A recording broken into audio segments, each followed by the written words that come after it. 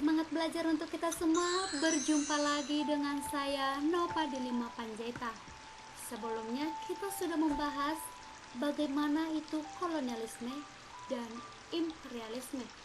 Sekarang topik kita adalah membahas tentang apa hubungan merkantilisme, revolusi industri, dan kapitalisme dengan perkembangan kolonialisme barat di Indonesia. Yang pertama, pengertian merkantilisme dan kapitalisme. Apa itu merkantilisme? Merkantilisme merupakan kebijakan politik dan ekonomi dari suatu negara imperialis dengan tujuan menumpuk kekayaan berupa logam mulia. Logam mulia yang dimaksud adalah emas ya, yang menjadi sebagai standar dan ukuran kesejahteraan dan kekuasaan suatu negara. Jadi, pada masa merkantilisme dinyatakan bahwasannya suatu negara itu dinyatakan kaya, dinyatakan kuat, dinyatakan memiliki sesuatu pertahanan yang kuat oleh karena dasar suatu negara itu memiliki logam mulia yang sangat banyak gitu ya. Jadi standar kekayaan itu adalah menggunakan emas atau logam mulia sebanyak-banyaknya yang menjadi tolak ukur suatu kekayaan sebuah negara. Itu ya, bisa dipahami ya. Paham merkantilisme adalah paham yang menyatakan, paham yang mengartikan bahwasannya kekayaan itu standarnya itu adalah bisa dilihat seberapa banyak logam mulia atau emas yang ditumpuk di negaranya yang merupakan wujud dari sebuah kekayaannya gitu ya. Selanjutnya, bagaimana dengan kapitalisme? Kapitalisme ini merupakan kebijakan politik dari suatu negara kapital dengan melibatkan daerah lain gitu ya. Selanjutnya,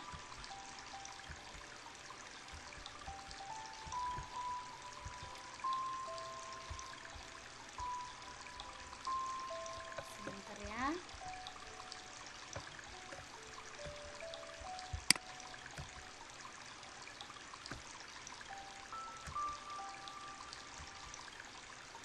Oke. Kita ulang ya. Sedangkan kapitalisme tadi merupakan kebijakan politik dari suatu negara kapital dengan melibatkan negara lain, yaitu adalah pemilik kapitalis. Jadi, kalau merkantilisme tadi itu adalah menumpuk kekayaan atau logam mulia berupa emas. Sementara kalau dia kapitalisme itu sudah lebih kepada kebijakan politik yang menghubungkan antara negara kapital dengan kaum kapital, yang artinya adalah si daerah tempat pemasaran dengan pemilik gitu ya, pemilik modal. Jadi dua yang dilibatkan. Sekarang kita masuk kepada hubungan merkantilisme, kapitalisme, dan revolusi industri dengan kolonialisme barat di Indonesia. Kira-kira apa hubungannya? Yang pertama kita lihat, saat Indonesia dijadikan bangsa barat sebagai sarana penjajahan, bisa kita bayangkan ya, terjadilah yang namanya perkembangan imperialisme kuno. Masih ingat ya yang tadi imperialisme kuno, yaitu adalah tujuannya itu hanya gold, glory, dan gospel, itu tadi ya. Jadi dijadikanlah Indonesia sebagai jajahan bangsa oleh si Portugis tadi ya, dan juga si Belanda. Itu terjadi pada abad ke-16 sampai dengan abad ke-18 Masehi. Jadi, praktek tersebut dilakukan dengan cara bagaimana? Yaitu adalah monopoli. Apa itu monopoli?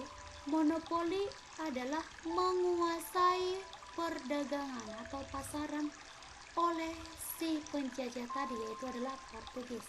Jadi, monopoli apa di Indonesia pada saat itu? Monopoli perdagangan rempah-rempah, gitu ya. Kemudian ekstirpasi. Apa itu ekstirpasi? Ekstirpasi adalah itu lebih dominannya kepada, bisa kita bilang, penebangan pohon atau tanaman yang dianggap kurang laku di pasaran atau terlalu banyak dia sehingga dikurangi, gitu ya. Nah, jadi contohnya pada saat itu, jika terlalu banyak cengkeh yang beredar di pasaran, untuk menghindari yang namanya turun harga, maka mereka melakukan ekstirpasi, pengurangan, penebangan, gitu ya, supaya harganya itu stabil kembali, gitu ya. Kalau upeti adalah penyerahan pajak wajib, yaitu berupa hasil bumi oleh masyarakat pribumi Indonesia terhadap negara imperialisme kuno tadi, yaitu adalah terhadap si Portugis dan apalagi si Belanda, gitu ya. Kalau eksploitasi bagaimana? Eksploitasi adalah usahanya si penjajah tadi dalam mengambil hasil sumber daya alam Indonesia semata. Jadi eksploitasi ini adalah menguras yang namanya sumber daya alam Indonesia. Apa aja itu? Contohnya tadi emas, minyak bumi, dan lain sebagainya, banyak ya. Kemudian Rodi ini adalah kerja paksa yang diterapkan oleh si Belanda. Kalau kerja paksa yang dilakukan si Jepang itu istilahnya adalah Romushang. Sama-sama kerja paksa tapi istilah setiap negaranya berbeda-beda ya. Kemudian ada disebut dengan istilah tanam paksa. Tanam paksa ini itu yang diterapkan oleh si Van den Bosch pada masa penjajahan Belanda di Indonesia. Nanti itu akan kita bahas pertemuan selanjutnya setelah yang topik kita yang ini, nanti akan itu kita bahas ya. Jadi peran swasta itu pada masa ini tidak dominan, yang artinya adalah di sini pihak swasta nggak terlalu bercampur tangan terlalu banyak, sehingga merkantilisme dan kapitalisme kuno yang menjadi dominan. Jadi kebalikannya ya.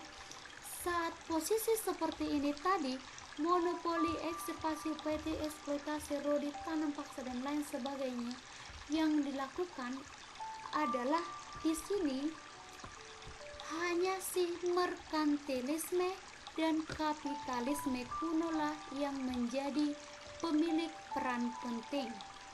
Sementara peran swasta di sini tidak terlalu penting, gitu ya.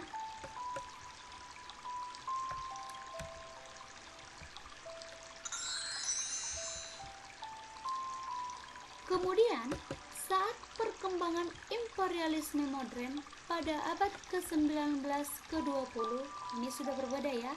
Tadi masih imperialisme kuno, sekarang kita masuk kepada imperialisme modernnya. Di sini kebalikannya lah ya, karena peran swasta itu sudah menjadi dominan, sementara peranan pemerintah tidak begitu dominan. Bisa kita bedakan ya. Kenapa di sini peranan swasta sudah dominan? Karena di sini sudah canggih, teknologi sudah canggih, sudah bisa yang namanya menanamkan saham, mengembangkan modal dan lain sebagainya, gitu ya. Jadi pada masa ini ditandai dengan munculnya yang namanya undang-undang agraria. Jadi nanti ini akan kita bahas lagi pada masa penjajahan Belanda di Indonesia ini nanti ya. Jadi munculnya nanti undang-undang agraria ini adalah untuk membedakan atau untuk melindungi tanah hak milik pribumi yang pada akhirnya nanti ternyata menguntungkan si pihak Belanda tetapi dan si swasta, tetapi merugikan pihak pribumi atau Indonesia. Nanti kita bahas itu ya. Dan perkembangan imperialisme modern di Indonesia ini ditandai dengan perkembangan industrialisasi dalam bidang perkebunan, dan itu dilaksanakan politik pintu terbuka. Apa itu politik pintu terbuka? Politik pintu terbuka adalah pemberian kebebasan kepada bangsa asing untuk menanamkan sahamnya di Indonesia gitu ya.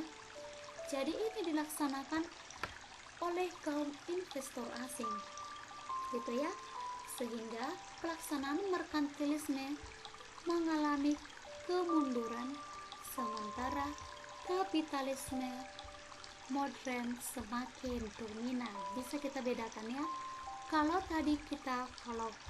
masih ingat kan kita bahas tadi perbedaan merkantilisme dan kapitalisme. Kalau merkantilisme tadi itu lebih kepada menumpuk suatu kekayaan, yaitu adalah sumber daya alam. Salah satu yang dimaksud adalah logam mulia gitu ya. Jadi ini lebih kepada tidak produktif, tetapi hanya menumpuk sumber daya alam. Sementara kalau kapitalisme tidak, justru dia mengolah produk, menciptakan, kemudian dan memasarkan. Beda ya. Itu yang kapitalisme modern itu gitu ya, mulai dari mengolah bahan mentah menjadi setengah baku, menjadi bahan baku dan bahan jadi. Kalau merkantilisme di sini belum ada yang namanya pengolahan, tapi yang ada di istilah di dalamnya adalah menumpuk sebanyak-banyaknya emas yang menjadi tolak ukur kekayaan sebuah negara gitu ya. Udah bisa kita bedakan ya, imperialisme, kolonialisme, kapitalisme. Udah bisa kita bedakan ya. Sekarang kita membedakan kapitalisme kuno dan kapitalisme modern. Kira-kira apa perbedaannya? Yang pertama, kapitalisme kuno atau disebut dengan istilah ancient kapitalis, yaitu kaum kapitalis hanya sebagai perantara atau disebut dengan istilah pedagang, dan ini berkembang di negara Italia pada abad ke-13 sampai dengan 14 Masehi, yang mana para pedagang yang kaya memegang peranan penting dalam segalanya gitu ya. Jadi contoh yang menganutnya adalah Genoa, Venesia dan lain sebagainya. Jadi udah bisa kita ingat ya, apa itu kapitalisme kuno dan bagaimana penerapannya. Yaitu adalah kapitalisme kuno ini, yaitu adalah yang mana kaum kapitalis itu hanya perantara atau disebut dengan istilah pedagang gitu ya. Bagaimana dengan kolonialisme modern atau disebut dengan istilah modern kapitalis? Biar bisa kita bedakan nanti ya. Kalau kaum kapitalis pada masa kapitalisme modern ini, kaum kapitalis itu merupakan produsen, yaitu adalah pembuat barang-barang, sementara pedagang dan pembagi barang-barang itu disebut sebagai distributor. Jadi udah bisa kita bedakan kapitalisme kuno dengan kapitalisme modern. Kalau dia kapitalisme kuno tadi, kaum kapitalis itu hanya sebagai pedagang saja. Sementara di kapitalisme modern, kaum kapitalis tadi sudah merupakan produsen, sudah pembuat barang, bukan pedagang lagi. Dan di imperialisme modern ini, yang menjadi pedagang itu atau pembagi barang-barang itu disebut dengan istilah distributor gitu ya. Bisa kita bedakannya. Jadi contoh yang menerapkan itu adalah Amerika Serikat terhadap Filipina. Oke, semoga kita paham ya hubungan antara imperialisme, kapitalisme, merkantilisme ya. Semoga bermanfaat. Sekian dan terima kasih. Silahkan direview ulang ya. Sampai jumpa.